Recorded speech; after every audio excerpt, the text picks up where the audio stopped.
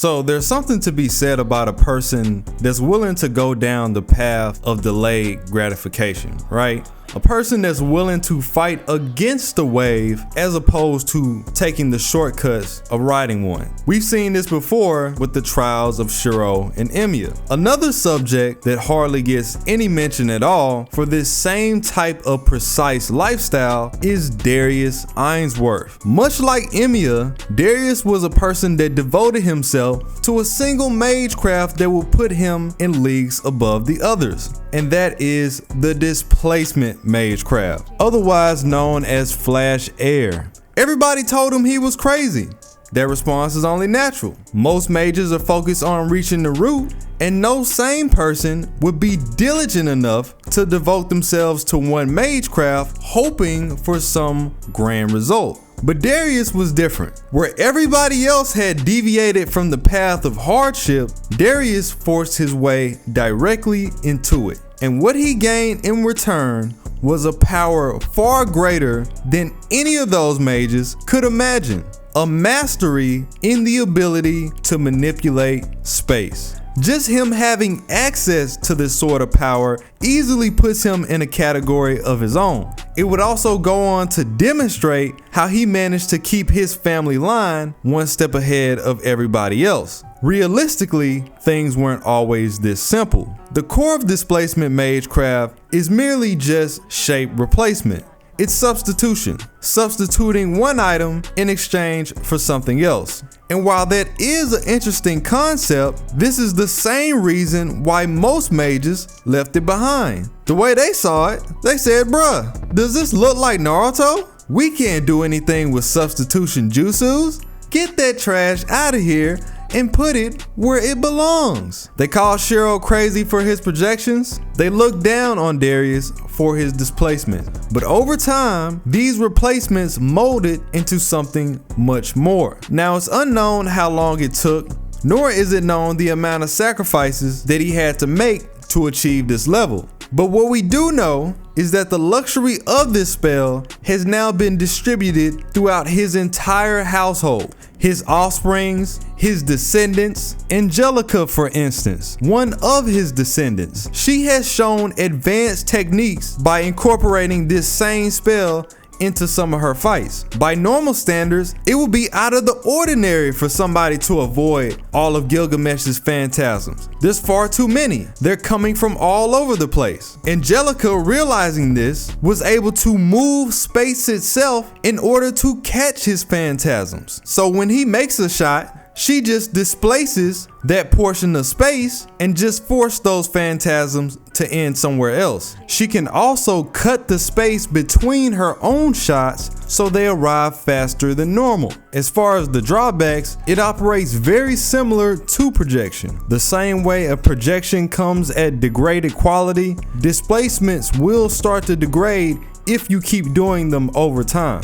Other than that, there's pretty much no drawbacks. If Angelica wants to put a door on the ceiling and have you walk into the floor, she can do that.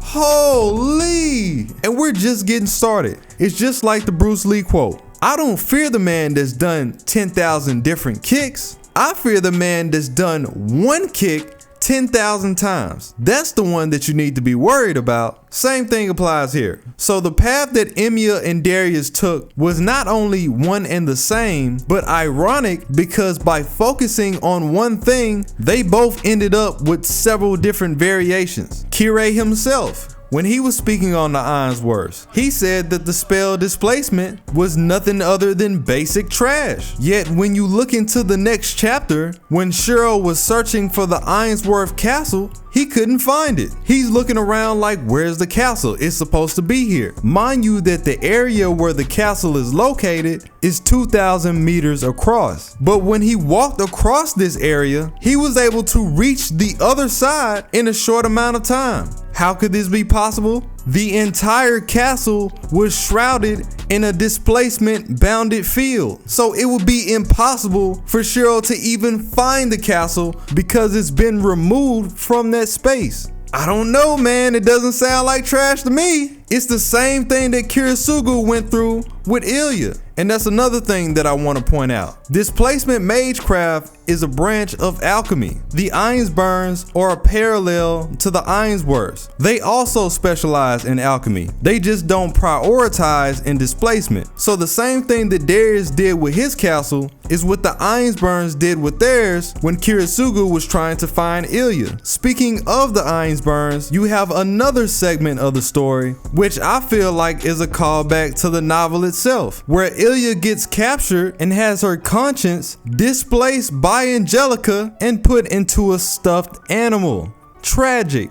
Now I do want to point out that this is only temporary, and in the meantime her real body was filled with a pseudo personality. She can return as long as the real conscience is undisturbed, but if it just so happens to fade away, then she's just out of luck. If an ordinary person was to get caught in this, it is over with for you, my boy. Unless you have the willpower, like Ilya, to break the spell mentally, your abilities and your movement will be nullified. Then you have another variation. Surprise, surprise, Angelica is actually inside a doll. How did she get there? Because Darius put her there with displacement. He has access to the same thing, and she's not the only one. This goes for Shinji being placed into a doll, Sakura, Beatrice, the whole squad. You have Luvia and Rin, who were also captured and filled with pseudo personalities. Angelica was able to pull this off as well by simply brainwashing them, displacing their old conscience with a different one, and tricking them into believing that they were just personal maids, which was hilarious, by the way. But the setback here is that the body can't be disturbed or they'll just return back to normal, as they eventually did. Per usual, if you have a strong mental, you can block this out completely, but as we've seen with Ilya, her spell is much more effective if she displaces the conscience to somewhere else instead of overlaying it with one she had in mind. They use displacement on the castle doors, so if somebody was to try to sneak in, instead of walking into the first floor, you will be walking into the dungeon. This would be their spatial displacement. When Darius would pierce Miyu, he would pull out a simple root and use his replacement to turn that root into a sword of thorns. Going back into Angelica, using this spell, she can catch an attack from every angle. As long as she knows that it's coming, you're gonna have a hard time getting through to her, but that's only if she knows. Worst case scenario, she uses the spell on you to redirect one of your attacks. Ilya, for example, tried to shoot Luvia and Rin. Angelica said, "Hold up," and she redirected those same hits behind her, meaning she got shot with her own attack. Same thing with Kuro. Kuro tried to use Konsho and Bakia on Angelica, and the moment that Angelica was about to get hit, she displaced the tip of the sword and put it behind Kuro. So instead of hitting Angelica, she actually sliced herself in the back. Beautiful play, 10s across the board. You have Julian, who is a descendant of Darius. In an argument that he had with Shuro, he moved the ground that Shuro walked on and placed it into the sky, causing Shuro to fall on his back. And at that point, he was just toying with him. He can use the spell to levitate. He can use this to teleport, as we saw in his fight against Ilya, opening a rift directly behind her at a speed that she could barely react to. Then when she did react to this man, he displaced her slash, making her move completely ineffective. And he does this several times. And then you have Darius Ainsworth, the true master behind it all. Not only can he do what everybody else can do, but he can do it faster and better. Ilya even mentioned for some reason that his spells come out faster than Julian's, and technically Darius isn't even supposed to be there. Now what do I mean by this? One of the greatest variations of his spell is conceptual displacement, the point where he introduces complete hacks. And the primary reason that Darius is still alive. Darius has been alive for over 1,000 years. By mastering this Magecraft, he found a way to conceptually replace everybody that comes after him in his line, no matter how much they try to avoid it. Eventually, they will all become Darius. His descendant Zachary became him. Julian, Zachary's son, eventually became him. And in between becoming them, you have two personalities in the same body fighting against each other. As I mentioned before, he is the one that created the class cards by displacing a fraction of that heroic spirit into the user. With that in mind, he can also use the power to conceptually rip them out of your body completely, leaving you defenseless. Shout out to Ren. He even used displacement to carry around Pandora's box, which, as we know, is bigger than anything in the active area. But by manipulating space, he can condense Pandora's box to a size small enough where he's just carrying it in his pocket. And since his identity is displaced in the box, it makes him immortal. You thought it was over? This man can use spatial manipulation to replicate himself. At this point, I was done. I was like, what the Eisen?